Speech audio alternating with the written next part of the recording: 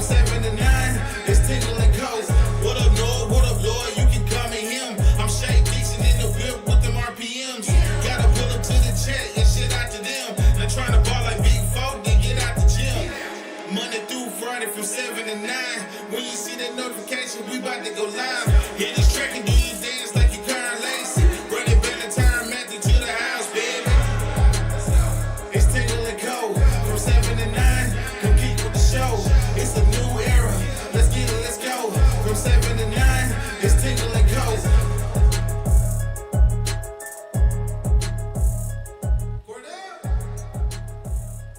All right, welcome in here on this Wednesday morning as we slowly crawl through the bye week, trying to recover from the injuries we all feel from Saturday. Lloyd, good morning. Good morning, sir. Lloyd is struggling this morning as well. Yes. Can't see straight. Well, hey, it's been a busy off week already, trying to get some stuff moved over. Yeah. No, But we all, you know what, you battle. the show goes on. That's what you can do. We appreciate everybody getting in here Or I this can morning. just try to get shit-faced and see what that does. This morning? I don't know how to fix this yet. It's an Excedrin or two away. Yeah. But that's good. Maybe a tequila can't fix. I mean, if anyone would find out. Yeah. That's for sure. We appreciate everybody getting in this morning. And we also have Wyatt in studio today, our guy Wyatt. If you've seen the social media videos that have come out where me and Lloyd are either blind ranking no or go. Or and then the last one that came out, and he deserves a lot of credit for this last video that came out where me and Lloyd are trying to guess each other's former LSU player. Here he is. Here he comes. There's Wyatt. Shout out to Wyatt. Legend. He deserves a lot of credit for the Guess Who video. Me and Lloyd spent probably an hour throwing questions back and forth at each other just for Lloyd to actually guess mine correctly with the cameras off. And so we gave Wyatt a lot of content to work with. He made it happen. So we appreciate him and everything he's brought to the squad. But yeah, shout out to all you for getting in here this morning. What, third or fourth person that said I'm interested in producing? Yes. We'll see. Yes, we'll see how it pans out. This one I believe in. No, I do as well. Much more than Christian. Oh, God. That's for sure. He's not even here today. Nope. He's not. Nobody is. Besides Wyatt. Besides Wyatt. See? Shout out. Already a win. Already jumping over Ken Fulkin. Can't spell win without a W. Amen. Can't spell Wyatt without a W. 2 claps for Wyatt. Ready. Shout out. And this morning, we're not going to, I'm trying, this is my thing. I'm trying to find positivity today from the LSU football front. Obviously not in life, but just in LSU football. Because it's just been a rough, 4 days? Saturday, Sunday, Monday, Tuesday. I did not instill a lot of confidence with the YouTube title. No, you didn't. Lord, I'm on to 2026. Yeah, I was looking forward, and I was like, what can we talk about tomorrow that is going to be not negative? And it's just, I've been scrounging and scratching and clawing, trying to find something, and I don't know what there is. We will answer some of you guys' questions. If you didn't see in the Discord, there is the Q&A section. We asked you guys to send some questions in there. If you didn't get them in there, just drop them in the chat. Give us some questions to answer this morning. We will likely have Jacques Doucet at around 8:15 this morning join us and talk some LSU football. And we'll go a little bit more in depth into the 3 keys to victory we talked about a little bit yesterday that we put out last Friday before the game. We did about 10 minutes on it yesterday. We want to go a little more in depth on some of those. Did not accomplish any of them. No, some of those things as well. Lost. We listed out these 3 things. We thought if LSU could do those 3 things well, or technically 6 because we had 3 different, then they would win. And when you look at those 6, they didn't do any of them well. So we will also go through the offensive position groups today and grade them out so far on their performance at essentially the halfway point of the season after playing 5 games. What do we grade those guys out as? I do want to start with an athletic article that I read last night. I included it in the document to read it to you all this morning, as it was focused on Garrett Nussmeier, and at least the part that I were talking about some of the quarterbacks and where it started and where it is now, and it says this. Nussmeier got off to a nice start when he led the Tigers to a good road win over Klubnik at Clemson, completing 74% of his passes against a talented defense in a hostile environment, but the senior and his offense have really sputtered since. LSU was 2 for 11 on third downs in a 24-19 loss at Ole Miss, where the Rebels had no concerns about the non-existent LSU running game and often dropped 8 into coverage. Nussmeier, known as a gunslinger-style QB, has made too many bad decisions for a very experienced quarterback. Head coach Brian Kelly has said Nussmeier had been battling a torso injury, but after the Ole Miss loss, Kelly backtracked, saying, "Look, all I can tell you is he's healthy." Nussmeier declined to answer any questions about his health. I like him, and so do a lot of scouts, said the NFL scouting director. I feel like there's a sense of overconfidence with him. I don't know if he's struggling because their O-line with 4 new starters or if he's just making bad decisions. He doesn't look right, said another NFL scout who was high on Nussmeier coming into the season and says that he still is. Something's off with him. He's just not firing the ball the way he used to.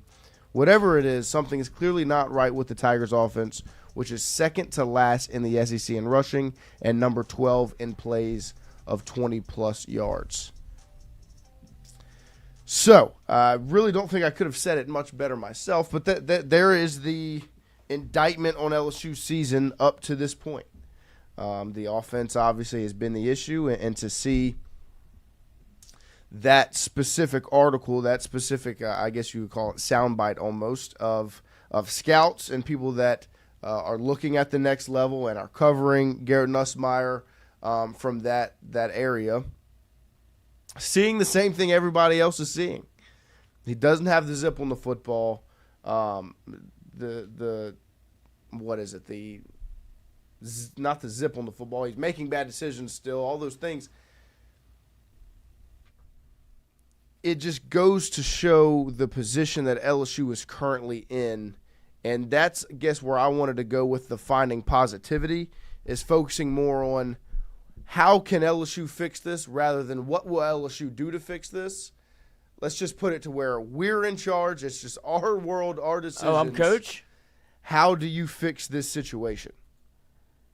How do you put LSU in a position to win games moving forward? Because like we said, when you look at the schedule moving forward, you obviously have the open weekend this weekend. We've got to figure some stuff out, it's soon. Not necessarily a bye week for them. No. I mean, it's an open date. There's no game, but it's a bye week. But it is an open date because the number one priority at this point in my mind is health. I agree.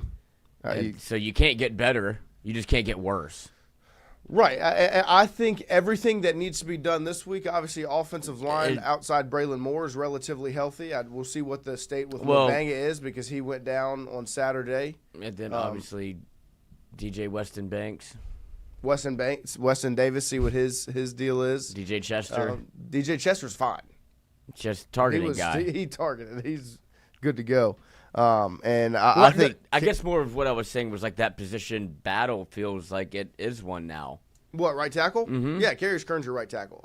There is no earthly way you backtrack to Weston Davis at this point. With the way Kern went out there and played on Saturday, that's your right tackle.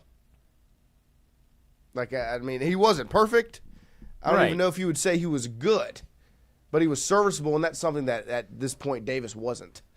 And so looking at the schedule moving forward, you're going through a gauntlet. South Carolina comes to town, then you head to Vandy, and then the Aggies come to town, and then you're headed to you have a bye week again, and then Tuscaloosa. Then the Hogs and Bobby Petrino and the Hogs come to town on November 15th, and after that you have Western Kentucky, and then you head to Norman. And the rankings right now that you face off against, you're obviously number 13, Vandy's number 16, A&M number 6, Bama number 10, Oklahoma number 5. So you have an absolute gauntlet remaining, and you have one loss that you can commit. You can only lose one more game out of these next 7. And 5 of those 7 are pretty dang tough. And what makes you say that? Those games being tough? No, previously you can only lose one Because 10-2 gets you in. I'm just looking at the landscape of college football, and it's not as like 10-2 has been the benchmark for the last. And you're not wrong.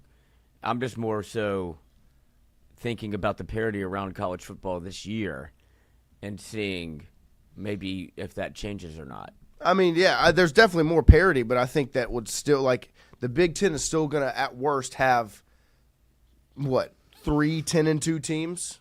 Like, are they going to give, like, Penn State more credit for going to overtime against Oregon at home and losing? Than LSU losing to Ole Miss? Yeah. Yeah, I do. I give them more credit. If LSU plays Ole Miss, if LSU plays Penn State, what do you think happens? I think right now Penn State wins. No. Yes. Lloyd, this LSU offense is abysmal against the Penn State defense that's really good. I've seen this LSU defense cause 5 No, I agree. But right now, on a neutral site, Penn State would be favored over LSU. I'll play that game. But that's what I'm saying is right. No, I agree with what you're saying. Home, I agree with what you're saying. Goes on the road and loses like that. I think those are 2 different scenarios. Yeah, I don't disagree. And I think Oregon is better than Ole Miss a lot. But we continue to see of what Chambliss continues to do. Right, and it's going to be interesting to see how he continues to grow. And I think, and I agree with your point. Like 10-2, obviously that's what we're basing it off of with last season, and we'll see if that still holds true. But I believe that it will. Like I think when you include conference champions and all these things, like there's still so many routes for teams to be 10-2 and get in. So I would be surprised if a team at 9-3 that's not a conference champion does get in, does find a way to get in, like, except the way Clemson did it last year where they were a conference champion, they got in. That's different. I think 10-2 is the line, Yeah, and at this point, there's no real reason to think that LSU is a college football playoff team because if you don't have Garrett Nussmeier, this thing doesn't roll. That was the biggest point of the offseason. And right now you don't have Garrett Nussmeier. You haven't had him. That's what I'm saying. So there's really there's no point in seeing if you can get to 10-2 or if you can go 9-3 and sneak in, it doesn't matter if you don't have a quarterback. And that's what leads me to, I guess, my next question, and it's a question that's been asked to us in the Discord is it MVB? Look, I think if you take now there's, and this is TigerDroppings.com. Of course. But we heard Rohan talk about it as a former quarterback. He said the backup quarterback is always and look, Rowe has been the backup quarterback, and he's been that backup quarterback, and he's been the starter. So he knows the dynamic of how it goes. He said Matt Mock come in for an SEC championship game. Like he's and win it. And so he said the backup quarterback is always going to be the most popular person, and I agree. When Jaden wouldn't throw the ball deep against Tennessee in 2022, the most popular person in town was number 13 sitting on the bench and Garrett Nussmeier. When Max Johnson wouldn't throw it in 2021, the most popular person in town was number 5, Garrett Nussmeier. Mm-hmm. Jordan Jefferson, Jarrett, we've seen this thing go where whoever's not actually out there making the plays is going to, in theory, look better than the one that is. And so, because I've seen it all over social media. Marcus Randall, Jamarcus Russell. Right. The Van Buren, the highlight clips and the tweets and this, that, and the other. And look, I think he's extremely talented. What I saw in some of the scrimmage days at fall camp, he looked good. Throughout fall camp, he didn't perform that well. But the biggest thing is Nuss can't make the throws right now. He can't. And is he making bad decisions? Yes. And I think that's the concern with Van Buren is Well, we don't know how he's going to perform making bad decisions. Well, the quarterback, like Nuss right now, is making bad decisions as well. So you just got to find a way to get this defense in a position to help you win a championship. Right. Well, really, you just have to play into the hands of your defense. And right now, in my opinion, if you take all ulterior factors out of it, I'm not saying what LSU will do. We're talking about what LSU should do. And that is what LSU needs, just to be able to throw the football. Well, because you can't run it right now. Well, you can't. And it would be nice to have him be able to be, an athlete in the backfield and and scramble and make plays with his feet. But really the biggest thing for me is the fact that Nussmeier can't do this. Can't make the layup to Chris Hilton down the sideline. Can't make the layup to Barryon Brown down the sideline against Louisiana Tech. He can't make those throws. Van Buren can. In theory. When's the last time you saw this? I know. I mean, that's the Chris Hilton play, except Chris Hilton had 6 more yards of separation from the DB. So when you look at it, yes, right now, to put your team in a position to consistently win, they're not going to do it. No, of course not. And like I said, we're saying what LSU should do, not what LSU will do. Because there is currently a soap opera going on at LSU football ops. And hopefully today we'll get a little bit of a look into it, because I'm pretty sure BK's got a press conference tonight at 5:30 p.m.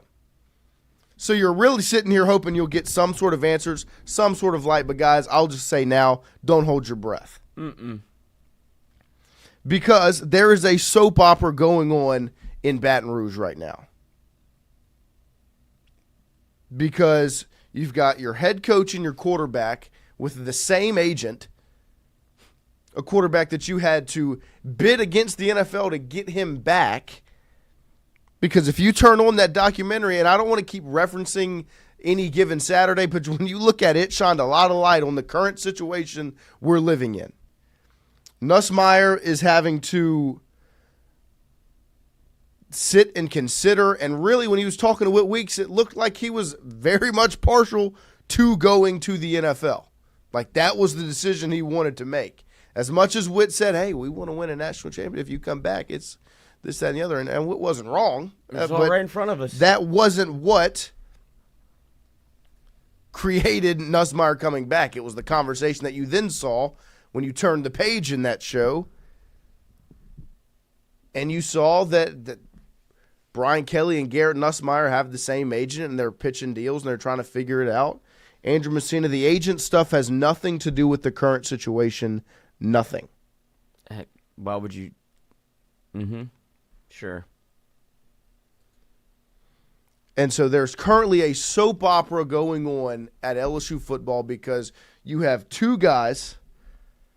You have Brian Kelly. You have Garrett Nussmeier walking out to do a post-game presser in Oxford. And one of them says, all I can say is that he's healthy. The other one says, I'm not going to talk about my health. And look, those do not look like organized answers.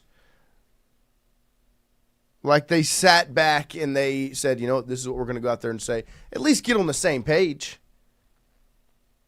And that's why sitting right now it looks like a soap opera. Because you don't know what's going on. It's so vague, and it seems like there's just all these lies being said and so much confusion, and the injury being hidden throughout the first 2 weeks of the season. Then it gets released at a weird time, and then you go into Southeastern. It looks like it's solved. Obviously, it's not. You get those answers. It just looks – it's like something out of a movie.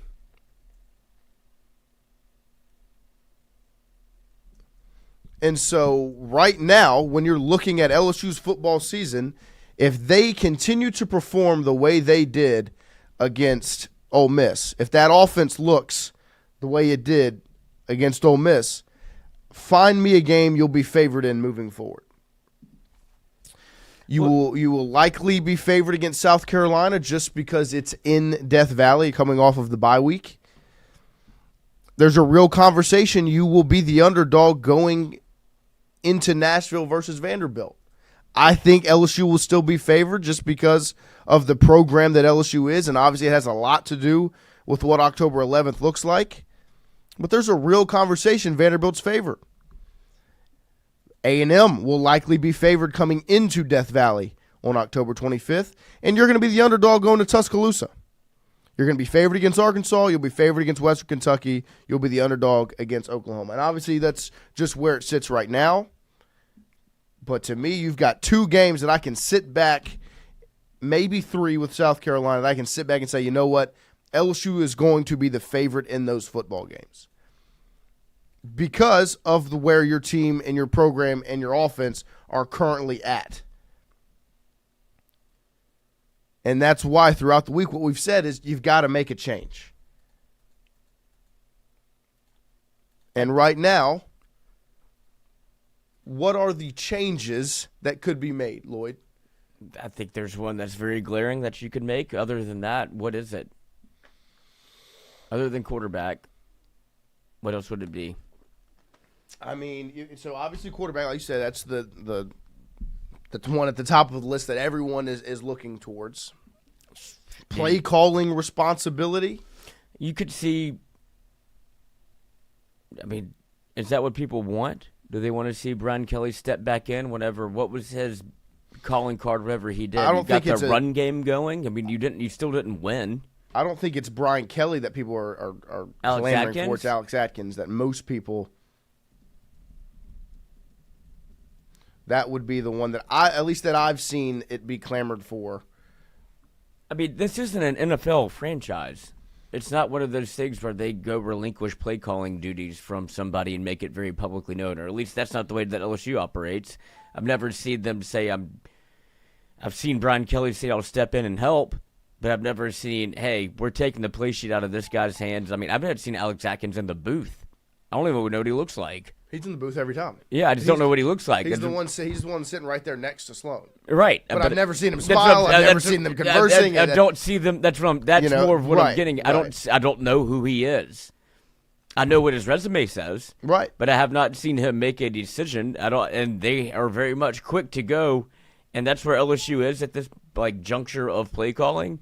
They're quick to go to that camera in the booth. Of course. I mean, why would that's production.com. That's great production.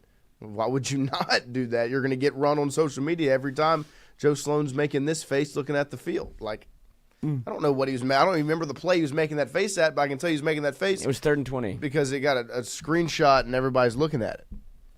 So, I mean, those would be the 2 things right now that could even happen. I mean, is it fair to say, and I think that a lot of the conjecture around this LSU football team is that Sloan's already out. And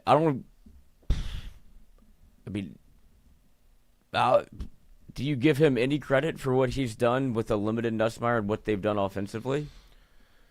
Because it has, they've schemed up some different things, but you can't run the football. I have not been this big Sloan hater with what I thought the game plan for Clemson was really good, and I think that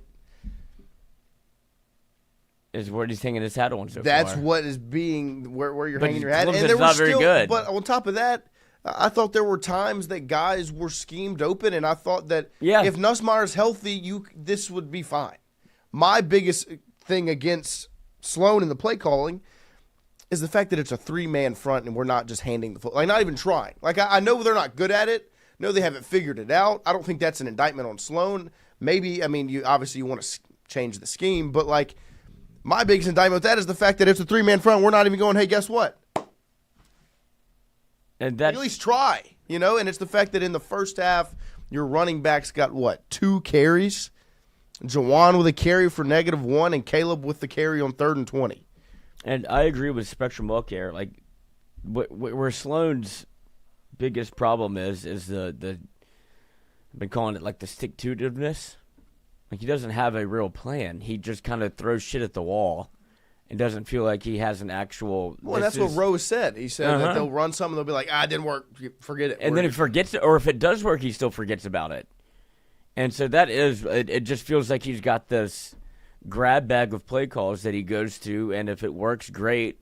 If it doesn't, then I have no idea where I'm going next, and that's how you get down to a play. And that's how it could. That's like we talk about the play clock all the time, and you saw the whole diatribe between Brian Kelly and Garrett Nussmeier and Sloan, and that's part of the problem too. Like Brian Kelly either get in or get out. Alex Atkins get in or get out. It has to come down to one person at some point. I need a play caller. It's just got to come down. We don't need too many cooks in the kitchen. It's and Roa said it. It's Sloan and Nussmeier. Those two are the only two that have to be on the same page.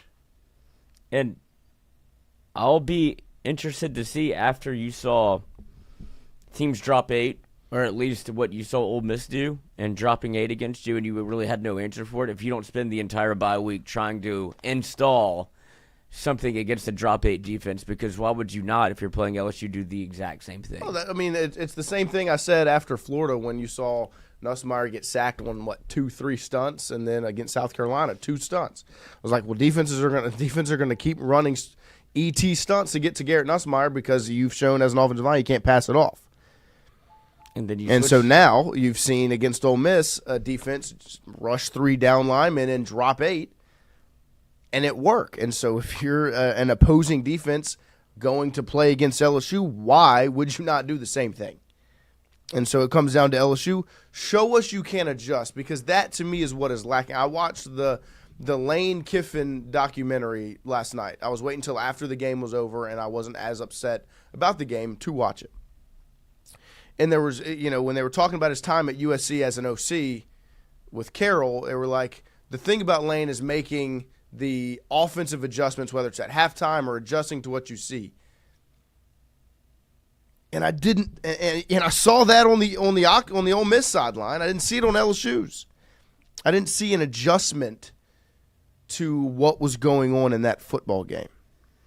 No, and then when you did put together a drive that LSU doesn't feel like whenever, like 10 to 12 plays feels like it is a once a game situation, that you string together a series of play calls that are run game works, pass game is working off of it, and then you have the inevitable Nussmeier makes a terrible decision. Right.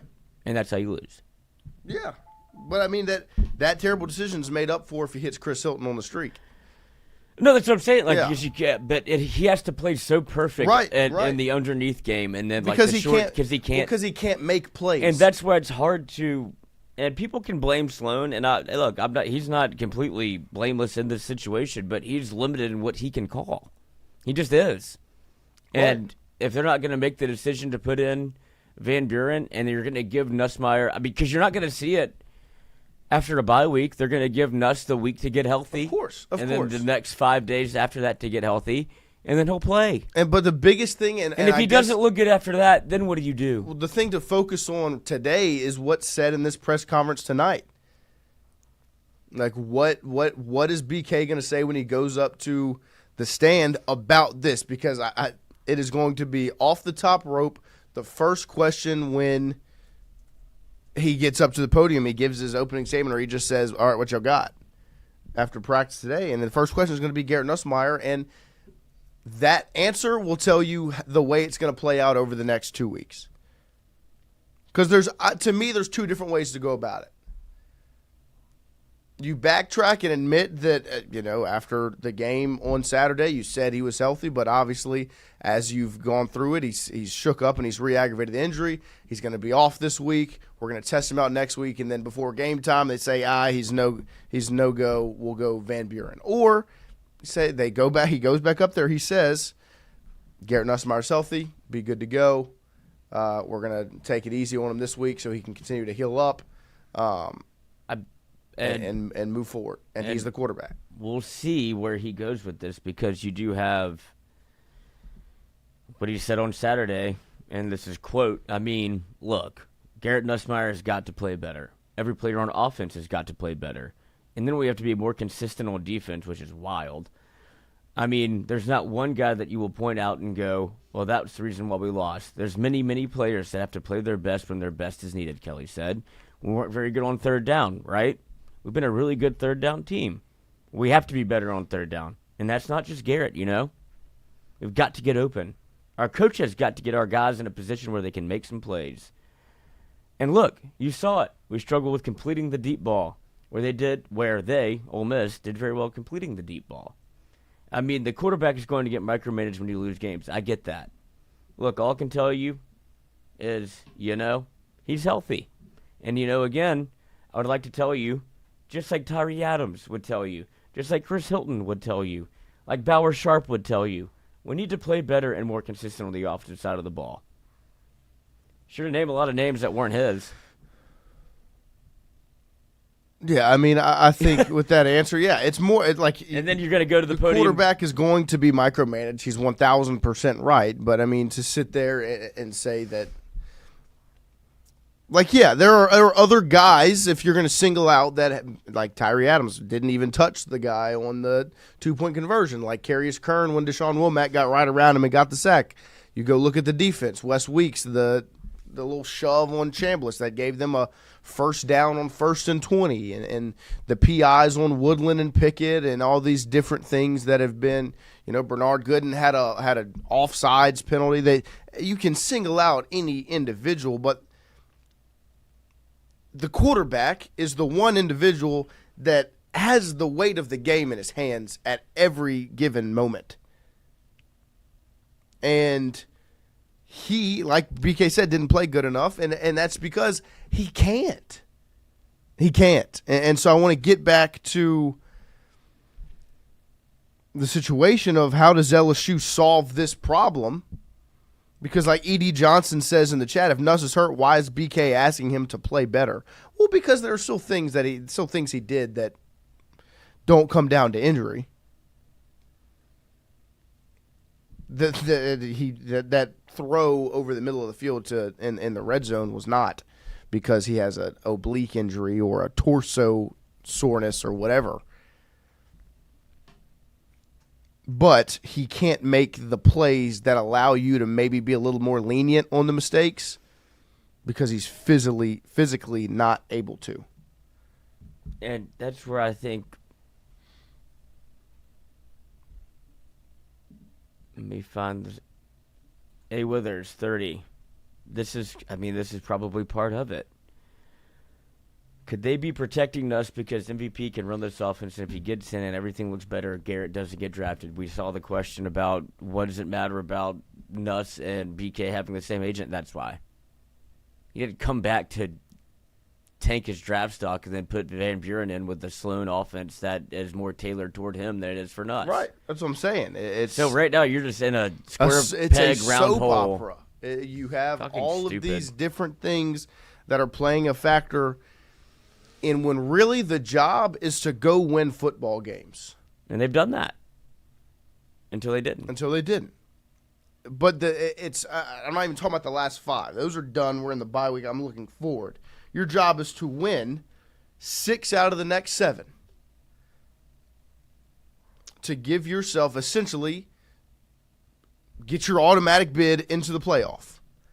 6 out of the next 7 games you need to win.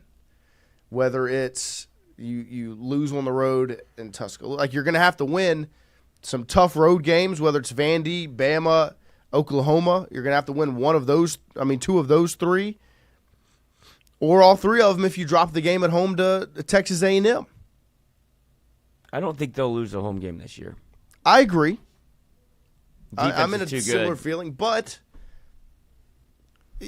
I struggle to have much confidence in this team winning football games against good football teams. But the last, I guess, gasp for having a vote of confidence for this LSU football team is what happens after this week.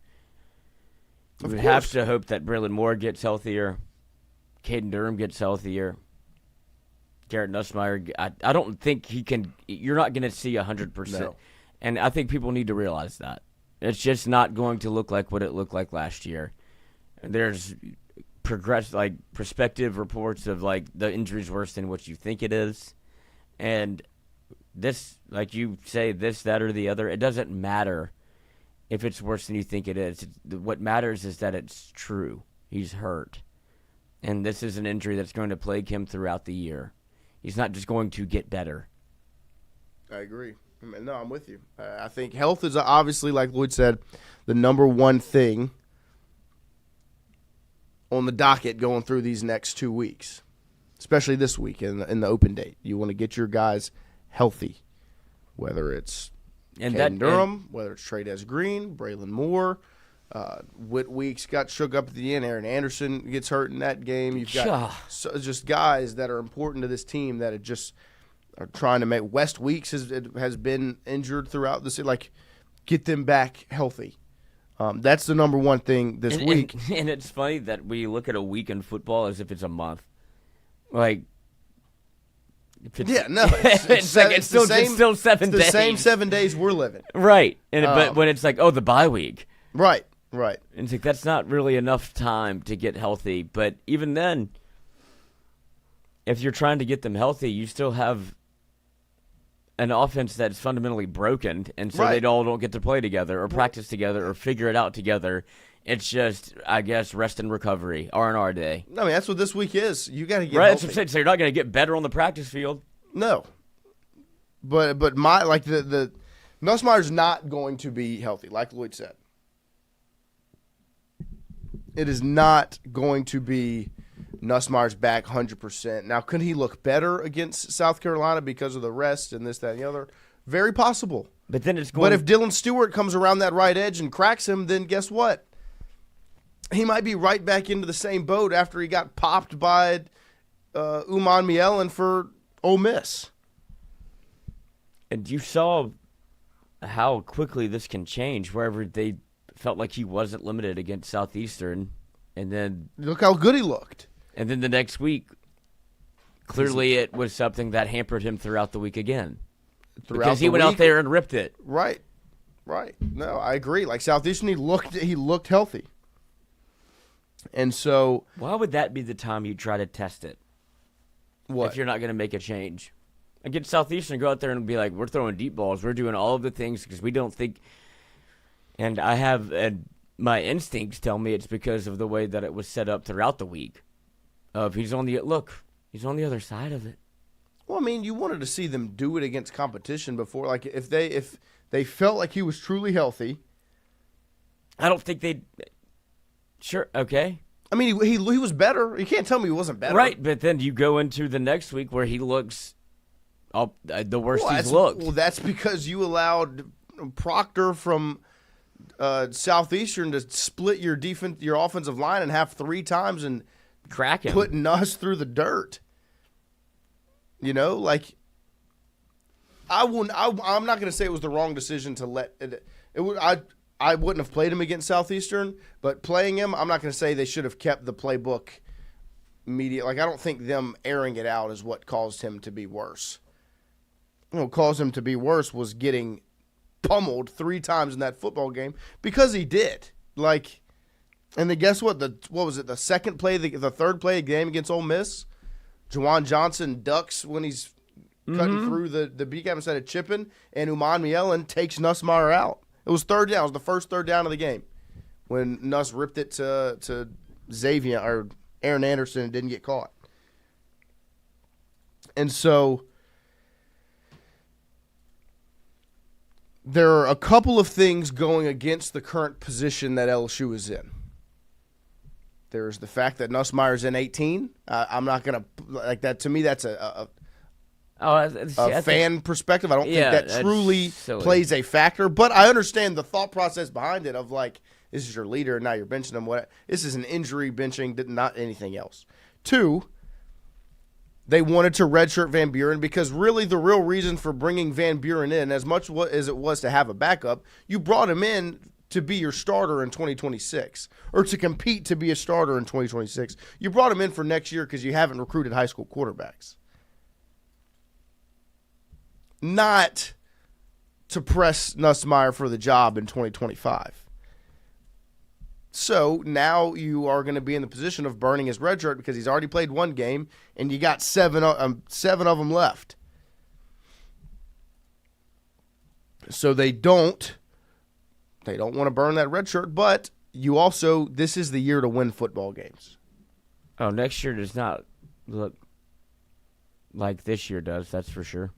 Right, and it can change, but as of looking at it right now, Well, no, you say that, but we talked about it a little bit yesterday.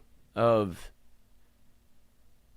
you're not going to get the same literal buy-in you got from the fan base if what they bought into doesn't work this year. And while there's a cacophony of reasons as to why it's not working, you can't deny the fact that you went out and got better players, right? But people aren't going to see that. They're going to see the fact that where's my ROI? Oh, and At the Alamo Bowl. And you're going to have to pay buyouts and hire new coaches this offseason. It's going to happen. Money is going to be spent elsewhere. I mean, we don't know anything, right? Like, fair to say that we don't know the inner workings. This isn't an inside source. This is just me looking at it saying. I mean, Sloan's going to have to be perfect. Right. And that brings up one of Paulie Z's questions he put in the Discord. No, his third question. He sent us, I think, 8 of them. His third question was, how do we feel about our contributions to the collectives and NIL fundraising efforts? Is our goodwill and money being squandered? And I will turn that to the chat. Y'all weigh in on your thoughts on the contributions that we all put towards the collective and the NIL, and if the goodwill and money of the fan base is being squandered. Lloyd? I mean, it's hard to. It's unfortunate that this is all happening after one loss, but you can't say that leading up to this, A.J. Halsey, Cooley, A.J. Halsey was your best player on Saturday. He's the best one on the team right now. Mansour Delane is right up there with him. All of which you put money up for, you went and has made a significant. Or you don't have this defense. Like, you don't have the best defense in the country, is what people are saying and what you're kind of seeing. You don't have Garrett Nussmeier come back. So the money has been well spent. It's just the fact that you're not getting the results that you want, and it looks so disjointed that now that money that went to Mansour Delane or Cooley or Halsey or Nuss or Pickett, whatever, now that's going towards you got to change something at the tippy top. Yeah, I mean, the money has not been squandered. You can't. Well, but I don't think they've wasted the money. But if you don't have results of what you're supposed to do this year, then you did waste the money. Right, and you are not currently in the position. Up to this point, the money has not been squandered. You're still You're still number 13 in a 12-team playoff, sitting right there on the outside looking in, at 4-1, and the money that's been donated. Brought in A.J. Halsey, who has played a key role in you getting to 4-1. Patrick Payton, who balled out. Bernard Gooden, who's been excellent. Mansour Delane, who might be a top 10 pick. Jack Pyburn, who's been a great DN and a really good fullback for you. Go down the list of these guys that that it's brought in. Even if you want to go into the high school ranks as well, with guys like DJ Pickett and Harlan Berry, like your money has gone and been used in the right way. I think you've especially seen that defensively. And I think offensively, Braylon Moore has been pretty good. Bauer Sharp has played a key role. Now, I don't think he's been as good as we expected after coming out of fall camp, but he's answered the call. Barryon Brown's been excellent. Nick Anderson has maybe left a little bit to be desired. But your money, the money has been spent well. You won't really know if it's squandered until the end of the season, when you see what the results of the season are. And so I guess that brings me to the next thing is, if you continue moving at this pace and doing what you're doing now, at the end of the season, then people will say, well, guess what? My money was wasted. I donated for you to bring in these players to win a championship, and that's just hasn't been the case. And I guess I'll bring up the next question. Number 7 that Paulie Z dropped in there. How much rope does Brian Kelly have remaining? I know we won't fire him, or LSU won't fire him, LSU can't. But how much more deception and politician word soup will he be allowed to have? And he's not going to get fired.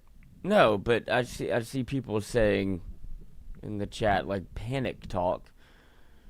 I mean, it's not necessarily panic, but are you satisfied with going 8-4, 9-3? That's panic around Baton Rouge. That's panic for LSU football, right? Yeah, no. I mean, I don't think it's panic talk right now because I think it can get to panic talk very quickly. Because you're in a tough spot because you are. If you're looking at it on paper, it's 4-1. You got one loss. You've been 4-1 the last 5 years going into seasons, and you've found ways to make SEC championships and put yourselves in positions to be in a better spot. You're 4-1. And so with that, you look at it and you're like, okay, I mean, you're LSU, you're 4-1, but it's the way you lost the first game. It's the fact that it doesn't instill any confidence in that. It actually does the exact opposite.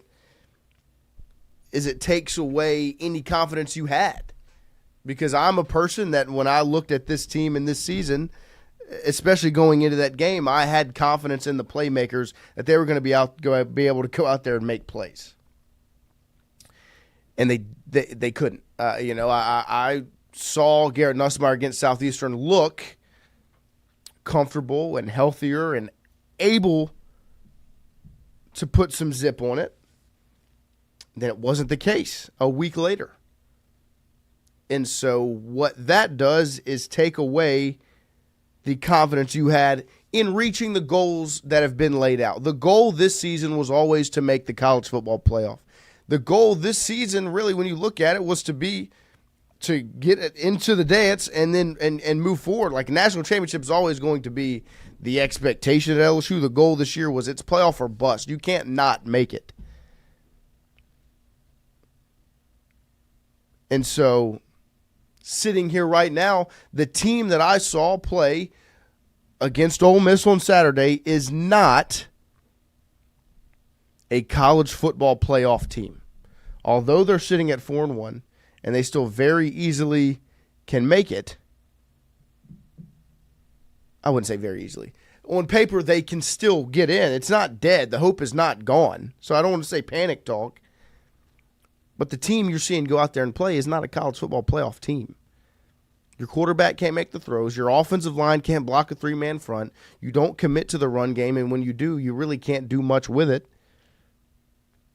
And you got your defense out there for 50 plays in the first half. And what that led to is the defense not making plays down the stretch. Like, I got a little bit upset when I saw BK in the locker room, that video where he said he's talking about the game and complimentary football and this, that, and the other, and there should be no comments made about that defense. Now, did they not make plays? Yeah. I mean, they had opportunities to get off the football field, and they didn't. You can turn the film on and watch it. I've rewatched the game. They had multiple opportunities on third down in the second half to get those guys off the field.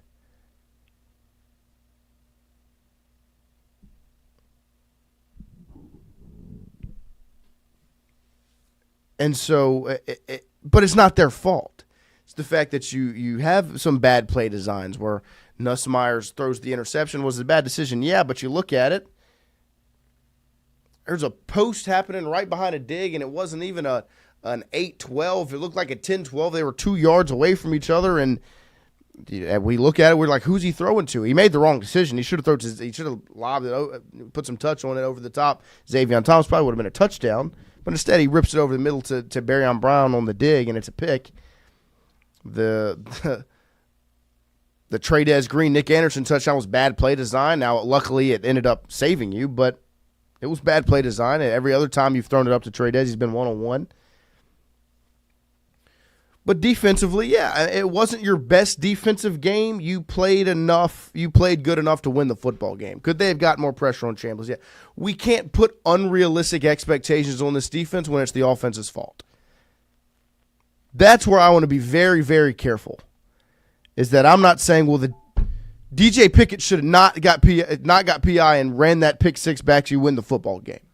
Well, Maybe if they on this one play, they would have got more pressure, you would have won the football game. Well, you can't rely on your defense to win every single football game when your offense is scoring 19 points. It's just not the case. As much as the defense had things they could have done better, it's not their fault. And we can't be unrealistic expecting them to win 10 football games for LSU. It's just not that. It's not that easy anymore. And you're definitely not going to win football games against Lane Kiffin that way. That's what I said all week last week. So that this is the game against Lane Kiffin, and somebody's going to be able to scheme your defense. It's going to be him. And guess who did? He did an extremely good job. You didn't see Perkins spy. You saw Perkins in coverage so much. I think Perkins played almost every single play on defense, if not every single play. And he was consistently in coverage because Lane Kiffin schemed it that way.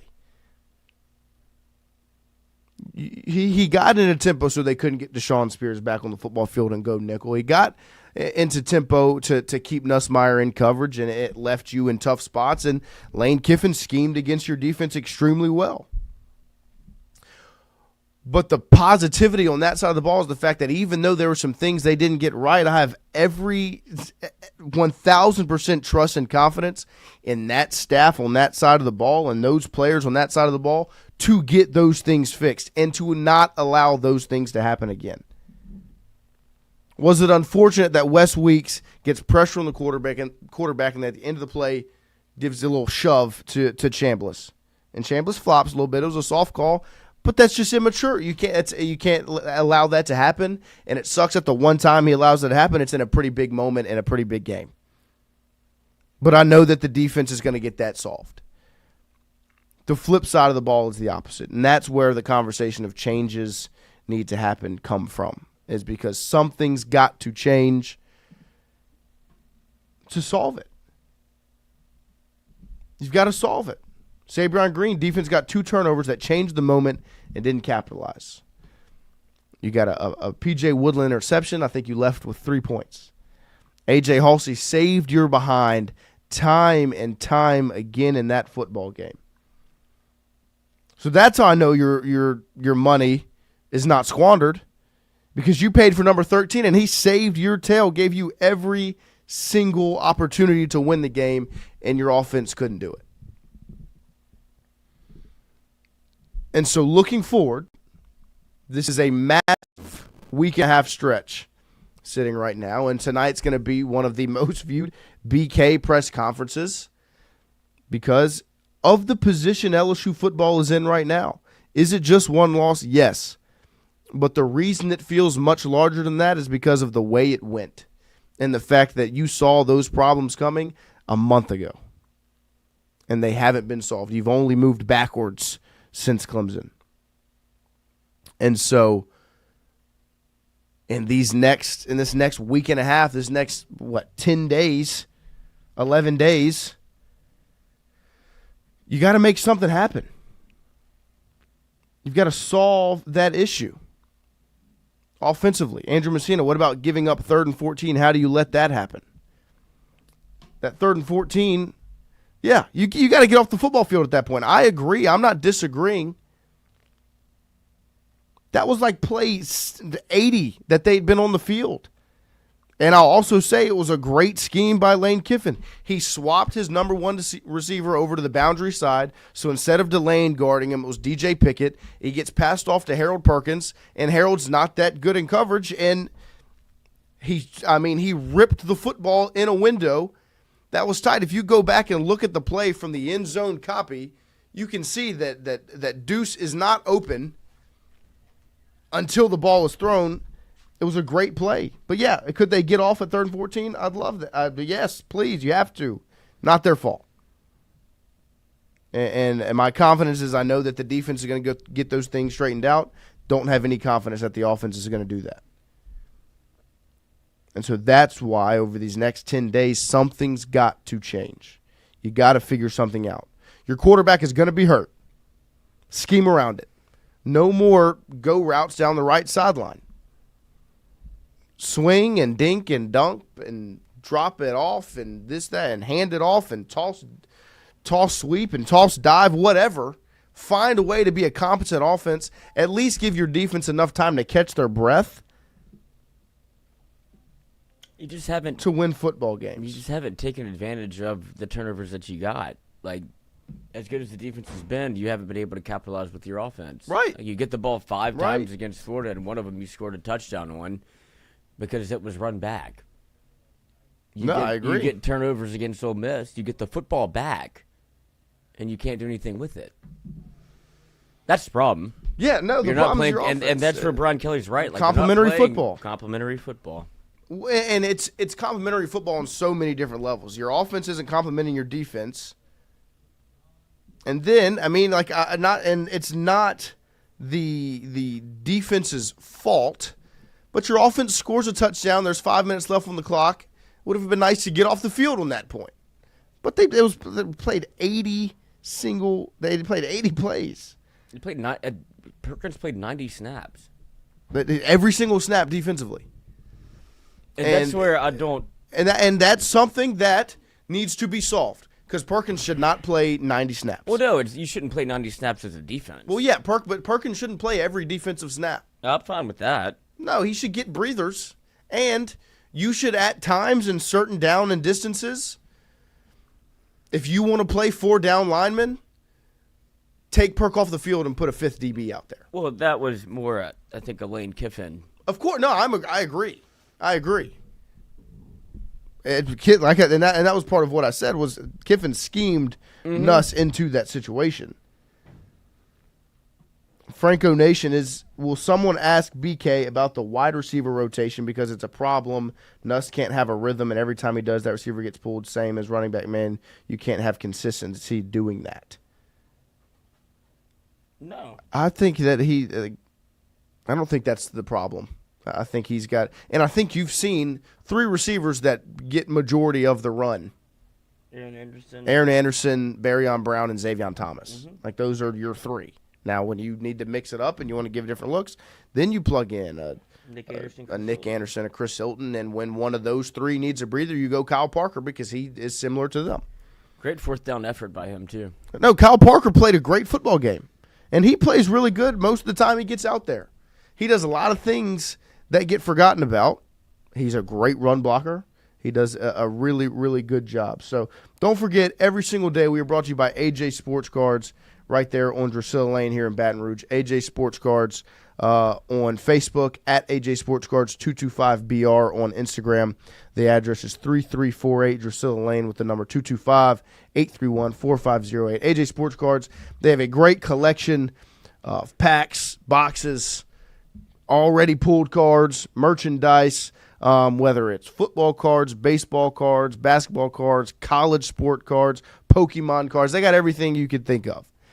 If that's your hobby, they've got hobby boxes, they've got retail, they've got graded cards, they've got singles, they've got Pokemons, they've got supplies, they've got everything you can imagine over at AJ Sports Cards. So if that's your deal, or you want it to become your deal, or you just want to eat a card like Lloyd does, go to 3348 Drusilla Lane and check out AJ Sports Cards over there. We're going to take a quick break here as we hit the end of hour number 1. We've rolled into hour number 2. We'll be right back 8:15 after this.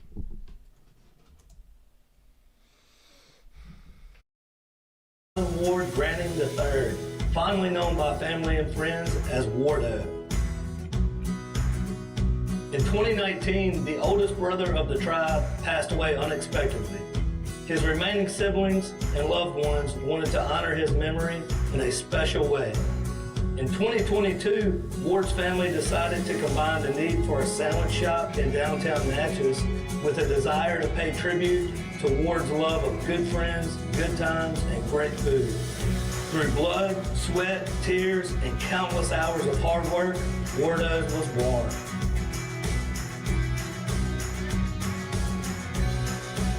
So go visit Wardo's today at 309 North Broadway Street in Natchez, where the po' boys are so good, you'll swear you're in Cajun country. Hey, Miss Lou, come visit us, Tom and Wright Granning at Go Martin on the Go Deli.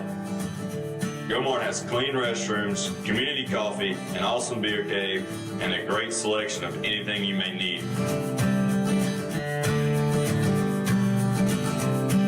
Located at the corner of Highland Boulevard and Highway 61 South in Natchez. Also stop by Wardo's Po' Boys at 309 North Broadway on the beautiful Natchez Bluff. Where everyone is family.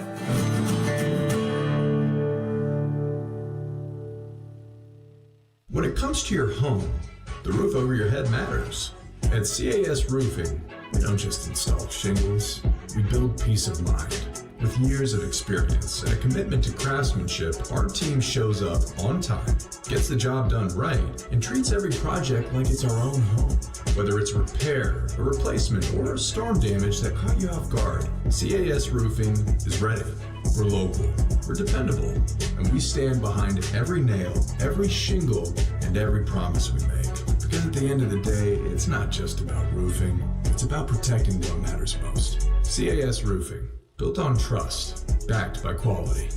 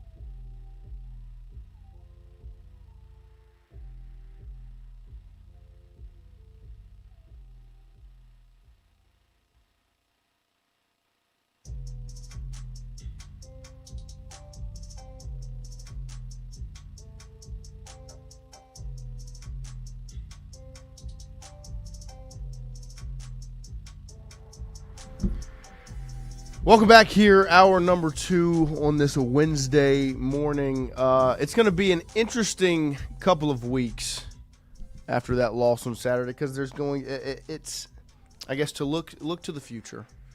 You're going to find out what type of loss it was because we really don't know how good Ole Miss is just yet. They are also going into the bye week and then they play Washington State. In Oxford. Then they go to Georgia, to Norman, South Carolina at home. They have Florida at home, and they've got Mississippi State. So they've got Mississippi State looks good, so that Egg Bowl should be exciting. But they've still got some top-tier competition left on the schedule. And if we're going to find out if Ole Miss really is one of the 3 best teams in the SEC. But on that same token, all eyes are going to be on LSU next weekend. Not all eyes, but a lot of eyes are going to be on LSU next weekend.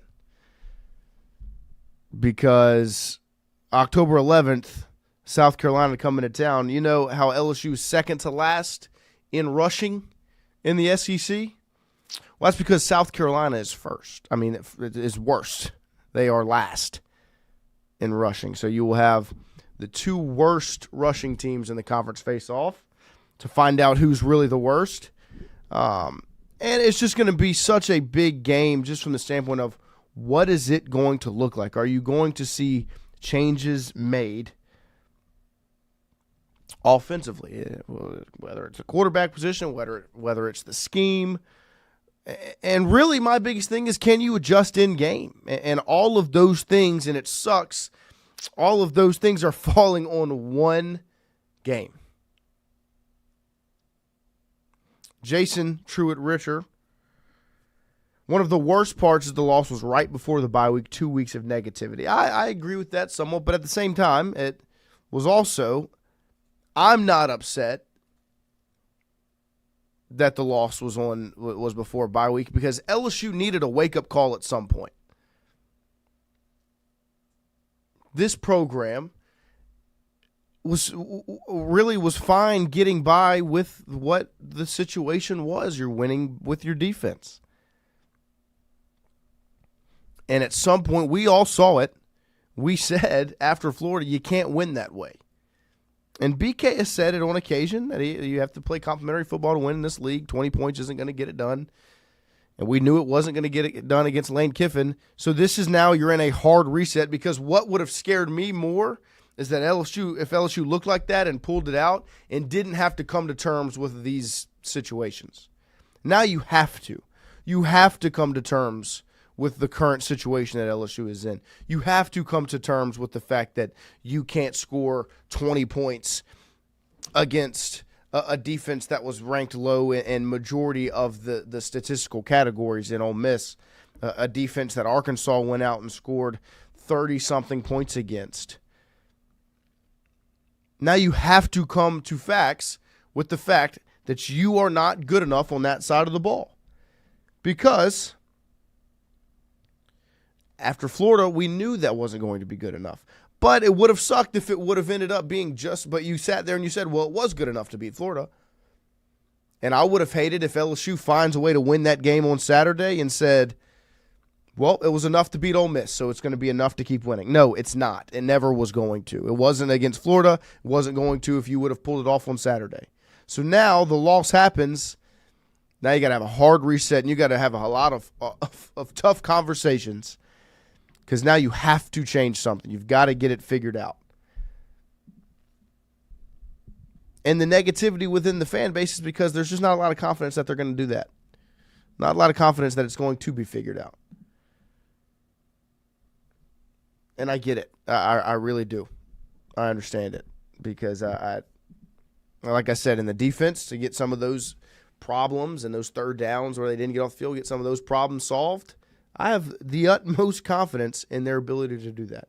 Offensively, I don't have that confidence right now, but I would love to. It's not because of anything other than the fact that they haven't shown me. If they show me against South Carolina that they can get those issues solved and adjust in game and do all those things, it'll be a different conversation. But so far through 5 games, you've seen the same thing, over and over and over again. And you have now learned the one thing you can say now that you couldn't say going into Ole Miss and you couldn't say going into Florida was that what you were doing wasn't enough.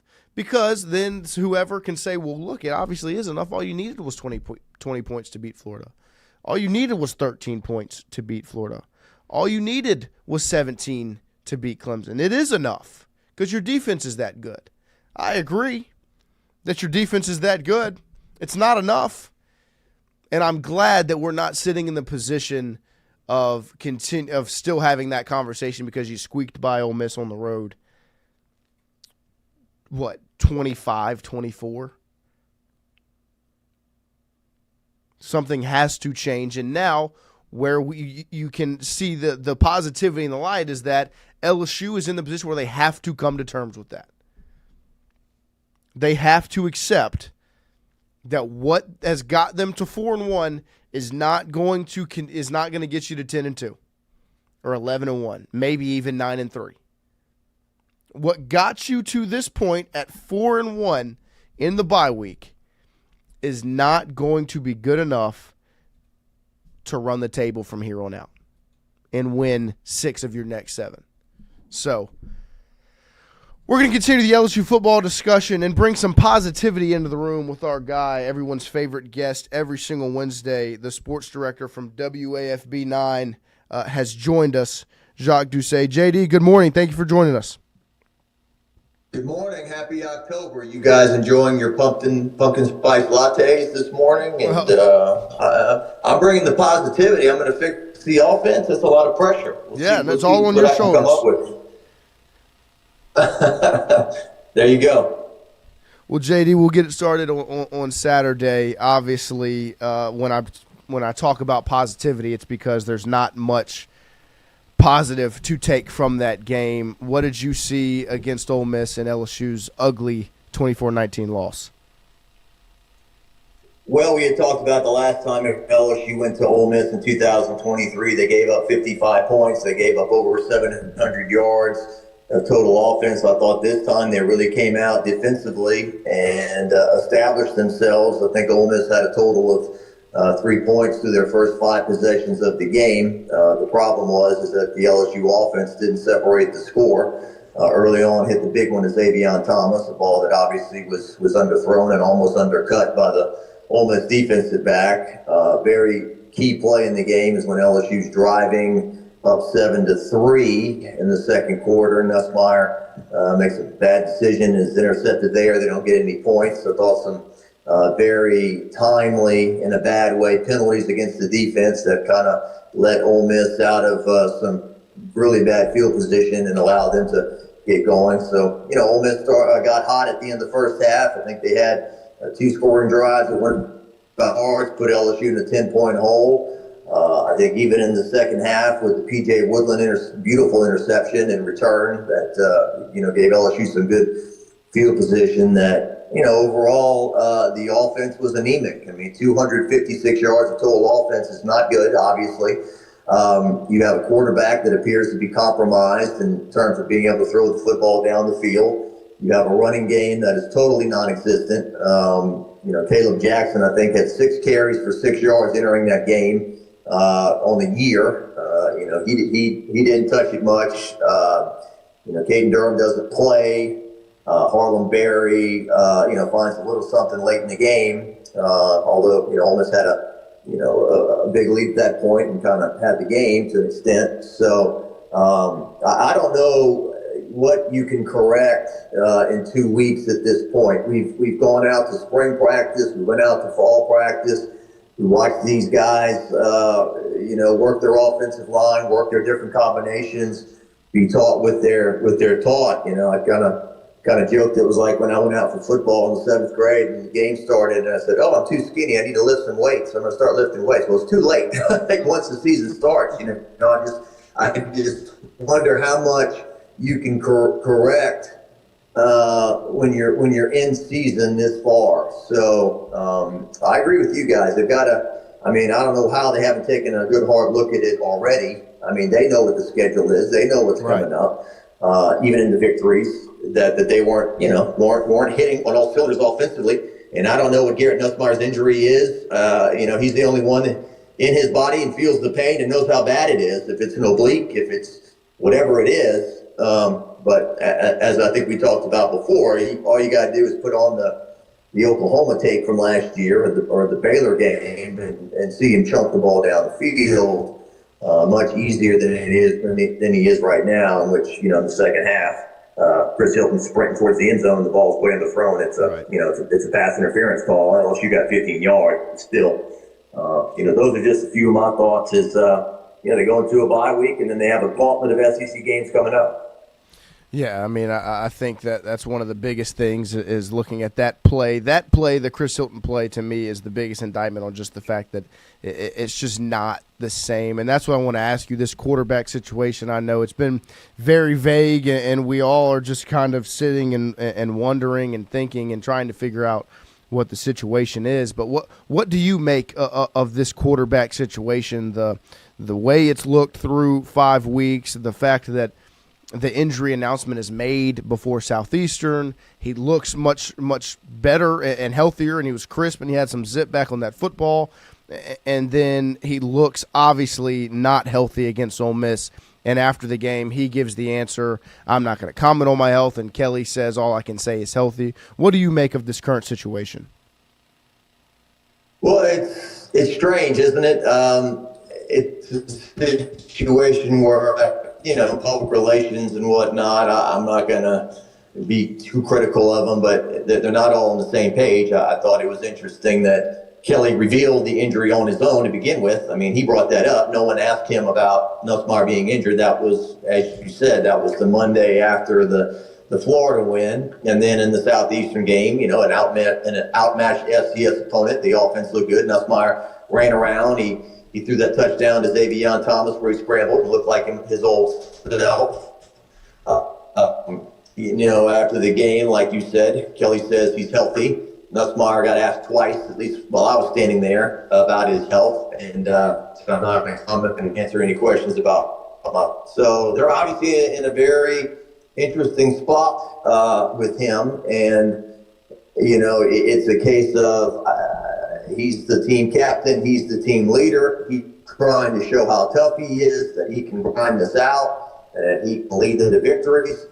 I guess the question is, at what point is he hurting the team because he's not healthy and can't play to the level he's supposed to? And it's in this new NIL era and this new pay the players era. I mean, Garrett Nussmeier, he's on the Raising Cane's commercial. Gordon Kernan, Our Lady of the Lake. I heard him on the radio, Mercedes-Benz of Baton Rouge. His picture's all over the place. He is the face of the team, and as some people would like to say, sit him down to rest him, or sit him down because he's ineffective to put in Michael Van Buren, may open a can of worms that Brian Kelly, Joe Sloan, and the rest of the staff don't want to open. But I don't know if it's like a pro football situation where they say, hey, look, Michael Van Buren, you're going to get the start this week, and when Garrett's ready to go, he'll be back in there, lead us to victory. We've seen this transpire over the years, and how do you handle it, and so forth. So that's what they've got to figure out. That's why these coaches get paid what they get paid for these tough decisions. And as we said, they've got South Carolina coming in, got to go to Vanderbilt in a tricky spot in the morning, and then you got a Texas A&M team coming in that's playing very well, an open date going to Alabama. I mean, these games are all losable if you don't play to your capabilities.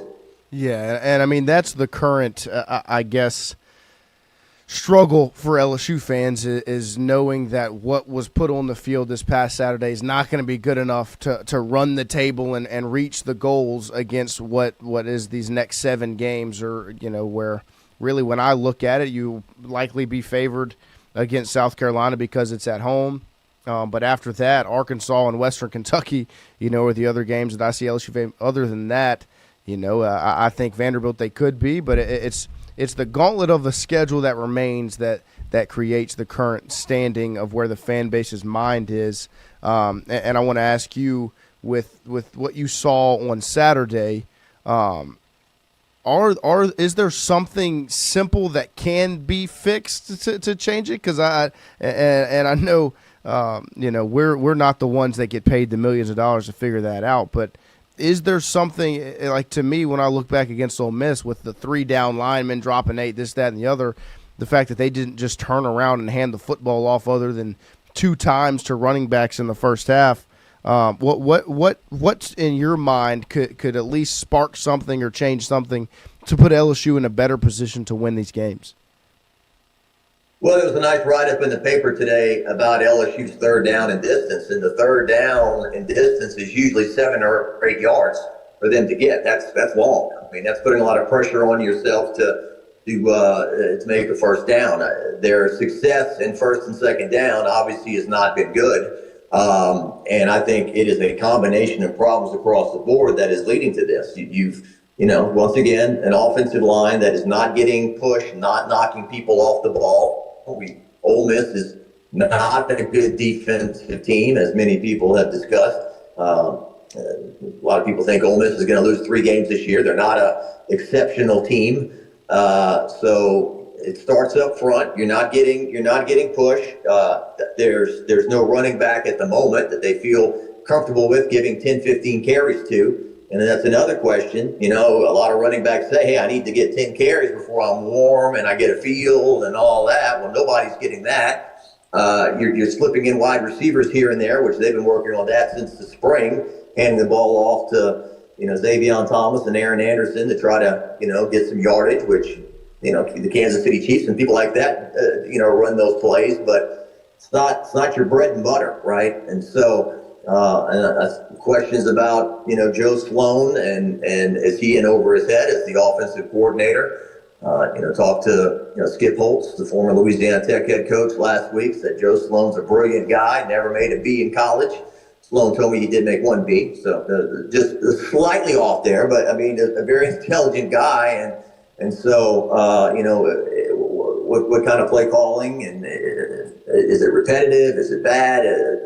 What's going on there? And then your quarterback, once again, it's very frustrating to not have Garrett Nussmeier be able to zip the ball down the field as he usually has been able to do, because you invested so much in these wide receivers like Barry and Brown and Nick Anderson in the offseason to bring him in. And now, you know, Chris Hilton's healthy and hasn't made a big play in the passing game yet. So I think it's a combination of a lot of different things that are leading LSU into this current predicament. And so, you know, I don't think I've learned a whole lot over the years, but, you know, one thing I try to do is when the team is winning and everything's hunky-dory to, you know, to be friendly, but not try to get too close and too throw a parade. And then when, you know, there's a loss or something, try to be objective about it, but not nail people to the cross and get, you know, and get too critical, because it can always swing back. They can either go on a winning streak or a losing streak, no matter what's going on. But at the present time, you've got a nice little collection of data.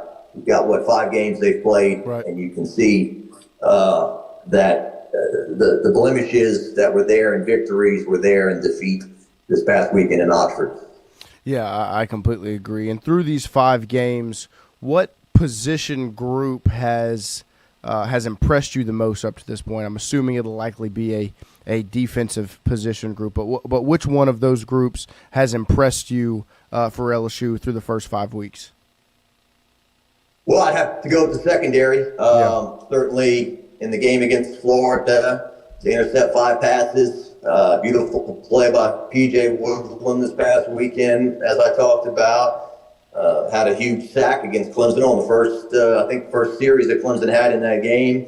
You know, Halsey, Cooley, you know, DJ Pickett has had his moments as well. So I think the secondary and the safeties have been biggest improvement on the team from a year ago, and that's what, you know, I'm going to pull your hair out, is that certainly defensively, it seems like you're playing, you know, well enough to win the game. You know, Ole Miss got 480 yards. I know that's a lot of yardage, but at the end of the day, they only had 24 points, and they're playing at home, and you're going up against Lane Kiffin. So I don't know how much more you can ask out of your defense, and I think a large part of that is the fact that although Coach Kelly said they weren't tired, didn't get gassed, I think that's kind of inevitable when they're on the field 50 plays in the first half to your 24. And then Lane Kiffin is not only scheming plays to get points and yardage, but, you know, he's running you left and right. So in the fourth quarter, you've got your hands on your knees. So I think that the secondary and the defensive backs is probably get my group that has impressed me the most to this point. A recent stat has come out about Brian Kelly, and I didn't realize this, and maybe I should have, but Brian Kelly, 4-9, 30% win percentage against ranked opponents. Does that shock you at all? Well, you know, his first year at LSU, they lost to Georgia, they lost to A&M, was definitely not ranked. Doesn't really shock me. I mean, certainly, I think in 2023, the games they lost when the defense was so horrific, I guess Ole Miss was ranked, Alabama was ranked, Florida State was ranked. I don't think USC was ranked. I had to go take a look. But no, I guess I'm not totally shocked by that. I think so. What you're winning 1 out of every 3 against ranked opponents. Basically, I thought it was 5 and 9. I thought I seen that somewhere, but I'm not sure exactly. But and then some people are comparing that to Ogeron. Well, Ogeron was undefeated in 2019, and they beat a number of ranked teams that year, and whatever they beat, was it 7 ranked opponents or 10, or I mean, it was like 7 top 10 teams, or I can't remember exactly, but he did very well. And in 2018. I think LSU beat 4 teams that were ranked in the top 10 at the time. They beat Miami, Auburn on the road, Georgia at home when they were number 2, and then Central Florida in the bowl game, who had won like almost 30 games in a row or whatever it was. So, I think that goes into some of the people that critique him as big game Brian and all that stuff. If I'm an LSU fan, I understand the frustration right now about seeing the press conferences and saying and hearing him say we got to coach better and do better. I mean, I know that is getting repetitive to an extent, especially a guy that's now in his 4th year. And I do think when a coach loses a game, however, there's very little he can say at a podium to make anybody really feel better. And then, some people get angry and want the media to ask certain questions, and then we do, and then he gives an answer, and then they say, well, what did you expect him to say? So it can be a no-win situation at this point to appease the fans, other than go out, win some games, and put them in position to make a playoff. Because if this team is 8-4 and is in the Music City Bowl or the Texas Bowl again or whatever, Gator Bowl, and not in a playoff, that's going to be a major, major disappointment. I'm not breaking any news there. Yeah, 100%. And you bring up press conferences. There will be one this evening. I'm expecting this to be one of the press conferences with the most eyes on it during the BK tenure with everything that's going on. What are your expectations? Well, I think everyone's had a chance to dissect film and take a better come up with some questions. I don't know how he's going to answer them. I mean, certainly there was I don't think anyone asked after the game the other day about, did you consider putting Van Buren in the game? I think that might be a question today. Are you considering playing Van Buren? Could he come in and get some spot duty here and there? Everyone loves Brad Davis, offensive line coach. He's been a tremendous recruiter, great guy, but the lack of physicality up front has a lot of people grumbling. And so I don't know if there'll be any questions about him.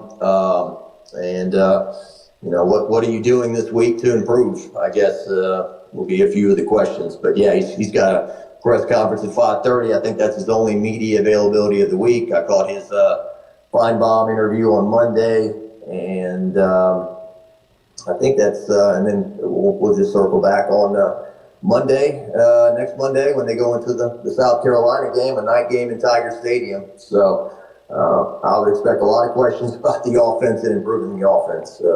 That's what I expect. And I kind of joked with Coach Kelly the other day before the game about press conferences. It used to be, when you mail a letter, when people used to mail each other letters, they said never mail an angry letter, because the next day you'll wake up, not be angry, and want to take it out of the mail. I think sometimes that's been him on his post-game press conferences.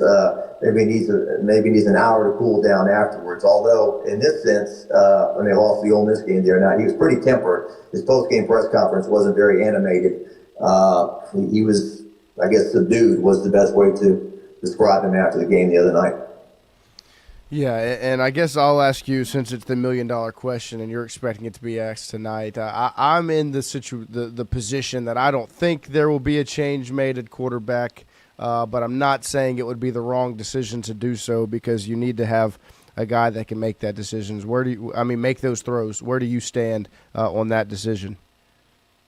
Yeah, I'd be totally shocked if Michael Van Buren would start the next game. I don't think that's what they're going to do. Now, if it's halftime and LSU's losing 17-7 again and they're not moving the football, then you've got to be ready to go to option B.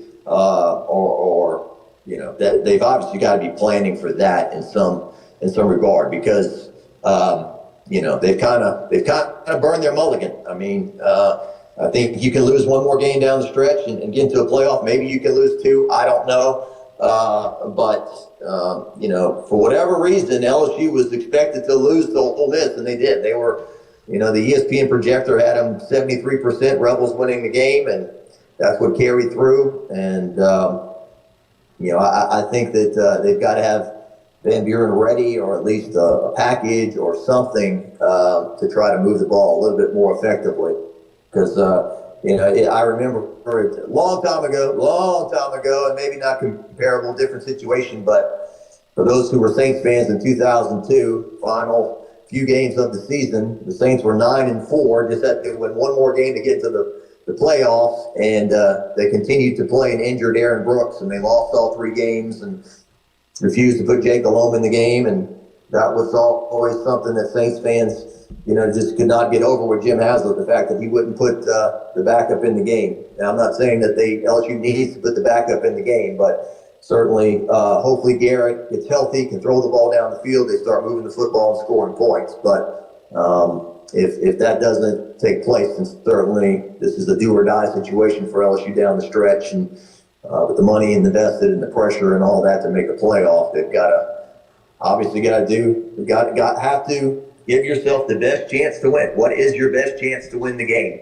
They're the coaches. They're there every day. They know these players. That's on them to decide. Well, JD, we appreciate you. What do you have going on over there at WAFB? Well, you mentioned the Brian Kelly press conference today. There's going to be a stadium dedication to Patrick Queen tonight, the former LSU star and the defensive MVP of the national championship against Clemson. They're going to be naming a stadium after him tonight out in the Livonia area. So we'll be there for that.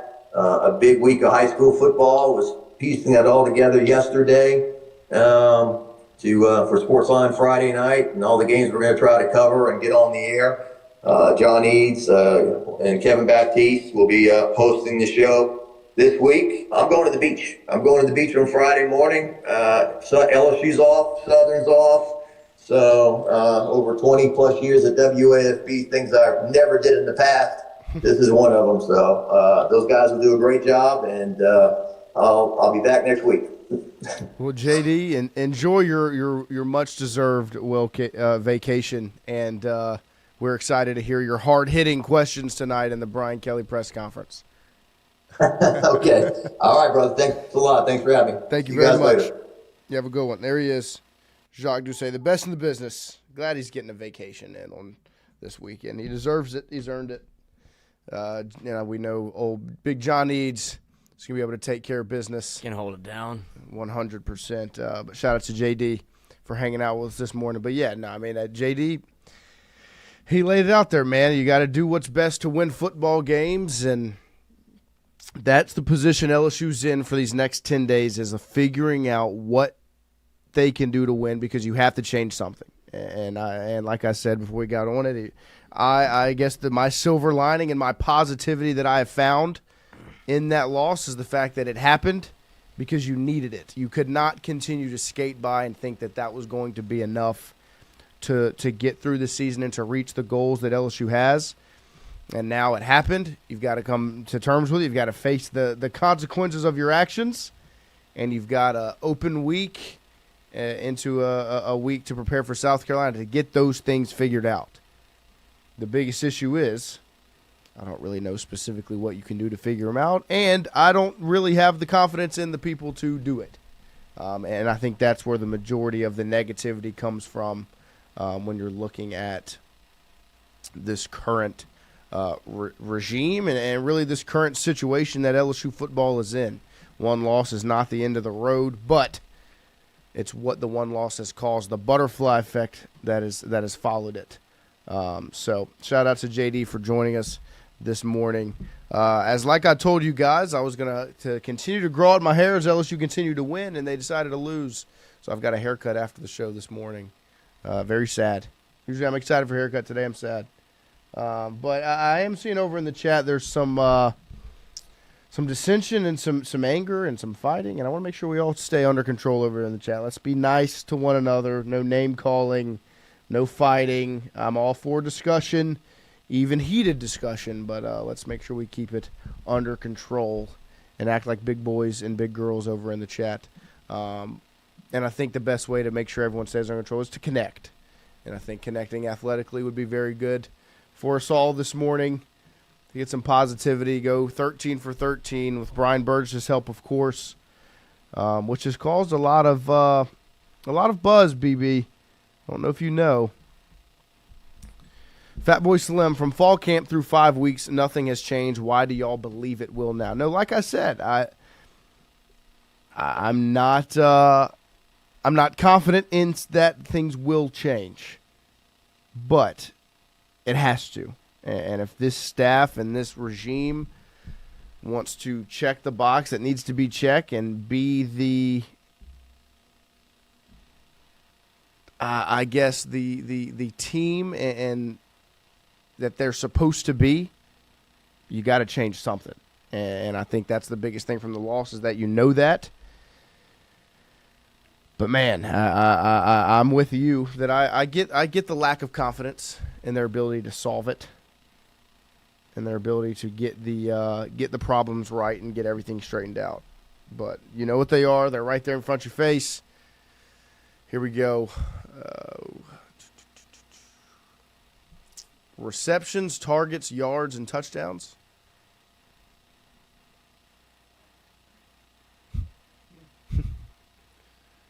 Touchdowns and then targets top right. There we go. And you've got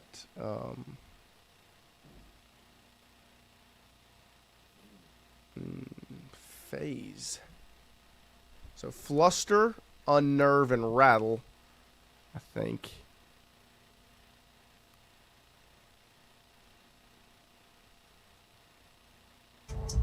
Ooh, or we could go stadium, field, center, park. Would be like park in the bottom right would be like stadium, like arenas, MLB. Yeah.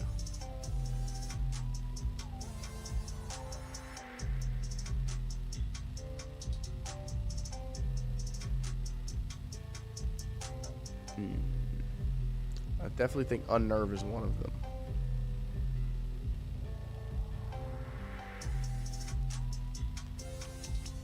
Let's see.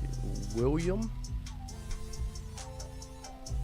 Fluster, shake, or rattle her face. These are.